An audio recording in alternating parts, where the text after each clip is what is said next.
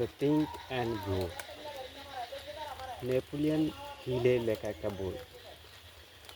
এই বইয়ের একটা ছোট্ট একটা পার্ট, ছোট্ট একটা শিক্ষার কথা আমি বলার জন্য আজকে ভিডিও করা। মূলত সবচেয়ে মজার বিষয় হচ্ছে আমি ভিডিওটা করতে চাচ্ছি একটা ঘাটালের উপরে, কারণ হচ্ছে গ্রাম বাংলার পরিবেশ সত্যি অসাধারণ একটা পরিবেশ।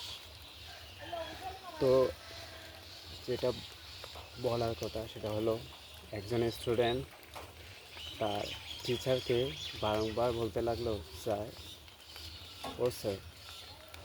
স্যার আমি বারংবার চেষ্টা করি, স্যার আমি বারংবার চেষ্টা করার পরও কেন ব্যর্থ হই? স্যার স্টুডেন্টকে একটা নদীর ধারে নিয়ে গেল, নদীর ধারে নিয়ে গিয়ে তাকে নদীর পানিতে চেপে ধরল। স্টুডেন্ট বলল, স্যার আপনি এরকম করলেন কেন, আমাকে চেপে ধরলেন কেন? স্যার তাকে বলল, যখন আমি তোমাকে চেপে ধরলাম পানির মধ্যে, তখন তুমি সবচেয়ে বেশি কী চেয়েছিলে? স্টুডেন্ট বলল, আমি চেয়েছিলাম স্যার শ্বাস নিতে চেয়েছিলাম। স্যার তাকে বলল, যখন তোমার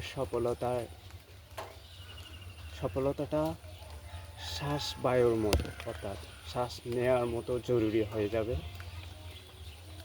তখন তুমি সফল হবে।